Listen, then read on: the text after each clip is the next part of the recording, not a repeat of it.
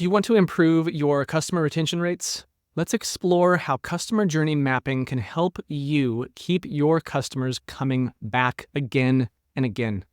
Hi, I'm Mike Pacheco, fractional CMO for health and health adjacent technology companies, and today I want to discuss how you can use customer journey maps to enhance customer retention. Customer retention is crucial because it's more cost effective simply to retain existing customers than it is to go out and acquire new ones, like by a big number. I don't know exactly what that number is. I probably should have prepared for that before I hit record, but I didn't. That's on me. I'm not going to make up a number. It's a big number. Significantly cheaper to retain a customer. Loyal customers also tend to be repeat customers, right? They buy more and they refer others. They tend to turn into brand advocates, that sort of thing. A few things I want to talk about here. Number one is going to be cost efficiency. Retaining customers is generally less expensive than acquiring new ones. Focusing on retention can lead to better ROI for your marketing efforts. Pretty simple. Number two, increased lifetime value. Loyal customers have a much higher lifetime value. They're more likely to make repeat purchases and contribute to a steady revenue stream. Guys, what's the second order effect of that? A customer with a higher lifetime value means that you can spend more money to acquire more customers. You can use more resources getting that customer. Now, ultimately, the company that spends less to acquire more customers is the company that wins, but it's also nice to know that you've got a little bit of slack there, a little bit of wiggle room that you get with repeat customers that have a higher lifetime value. Number three is going to be positive word of mouth. Satisfied customers are more likely to recommend your brand to others. They help you attract new customers through referrals, right? Brand advocacy. Number four is going to be competitive advantage, higher retention rates. They set you apart from competitors. Loyal customers are just less likely to switch to another brand. An Apple fanboy, I'm recording this on my iMac right now. I'm probably never going to buy an HP laptop. I have a MacBook Air that I love. I used to do computer virus research on PCs in the 2000s, and when I quit doing that, I bought a Mac and I never looked back. Loyal customers are less likely to switch. Even if the competitors are offering similar products, there's nothing wrong with an HP laptop. There's nothing wrong with a Lenovo. I'm just never going to buy one. It's just the way it is. So, moving on, creating a customer journey map involves several key steps. I will talk about 6 of those here. Number one is going to be identify customer personas. Start by identifying and understanding your customer personas. These are detailed profiles of your ideal customers based on things like demographics, psychographics, geography, where they live, behaviors, preferences, etc., etc.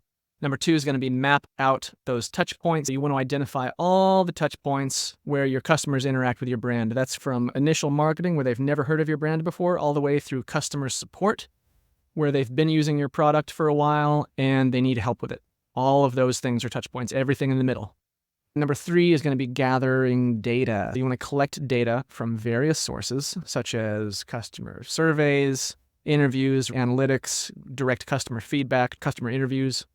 This kind of data will provide insights into customer experiences and specifically pain points, right? Pain points are really great, not only for marketing and sales, but for product development. Pain points are amazing, amazingly useful, because that's what business is. That's the only thing. Business doesn't exist if they're not problems to solve. That's all we do. Understanding those pain points is really fantastic.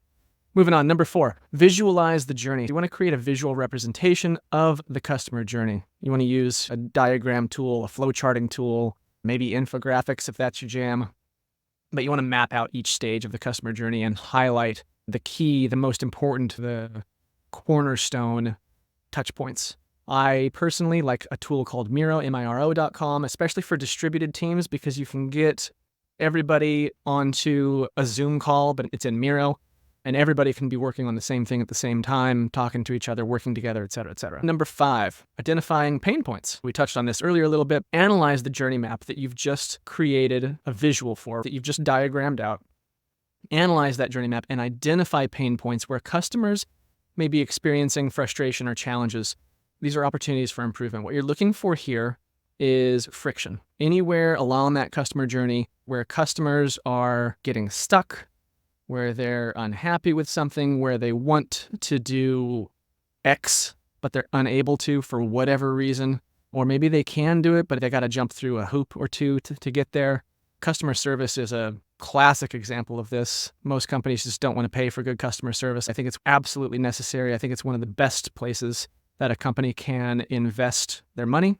And I say invest and not spend, because if you have fantastic customer service, you can win back a customer who's pissed off at you. And that certainly has the potential of turning them into a brand advocate. Then not only will they become more loyal because you crushed it when they had a problem, but they will tell all their friends about it. Anybody else that they know that has the same problem, they're going to tell them about it. That's identifying pain points. Number 6, develop solutions. You want to brainstorm and develop solutions to address those pain points that you just identified in step 5. This could involve things like improving processes, creating new processes, enhancing communication, providing additional support in some way.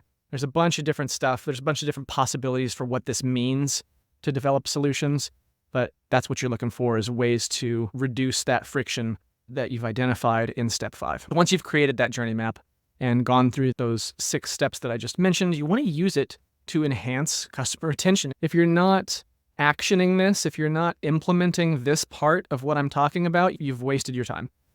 There's 5 things I want to talk about here in terms of implementation and enhancing customer retention. Number 1 is going to be personalized communication. Use the insights from your customer journey map to personalize communication with customers. Send targeted messages that address their specific needs and preferences. This is going to help retain them. They're going to feel like you're speaking directly to them, and that's huge. Number 2 is proactive support.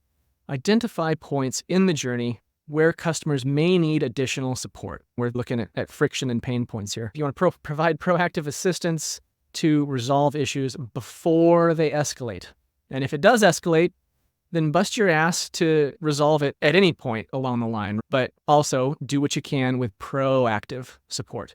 Number 3 is going to be continuous improvement. You want to regularly update your journey map. You want to regularly audit your journey map and keep new data fed into it. Keep gathering feedback from your customers and updating that journey map continuously. Set a quarterly goal to go through the journey map and look for ways to refine it, to improve upon it, to make data-driven decisions based on things that you've learned in the last 3 months. Number 5 is going to be to reward loyalty. Implement some kind of loyalty programs, some kind of incentives to reward your best customers, your loyal customers, your repeat customers, your brand advocates, people who refer business to you. Show appreciation for their support over time. Encourage these long-term relationships. I guarantee it will pay off in spades, guys. It will pay off in spades.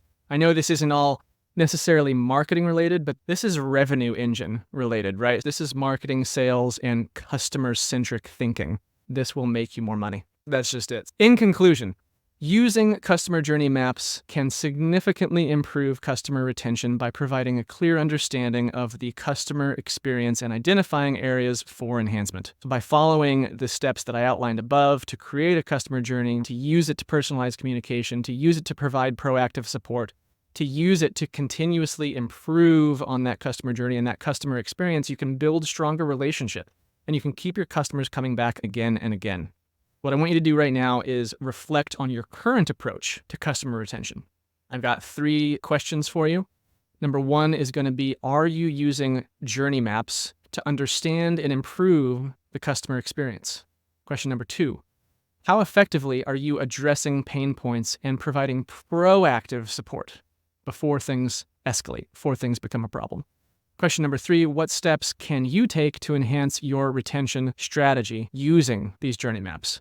Considering these 3 questions, it's going to shine a light on opportunities for improvement. It's going to shine a light on the gaps that you've got in your marketing strategy here, in your customer experience strategy, in your revenue engine strategy. And it'll give you ideas for different places where you can implement some of what I've been talking about here today into your customer retention strategy.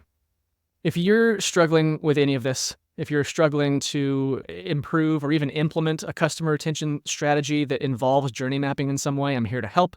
Reach out to me. Let's chat. I will buy you 14 beers worth of my time at no cost to you. That's a half an hour on Zoom.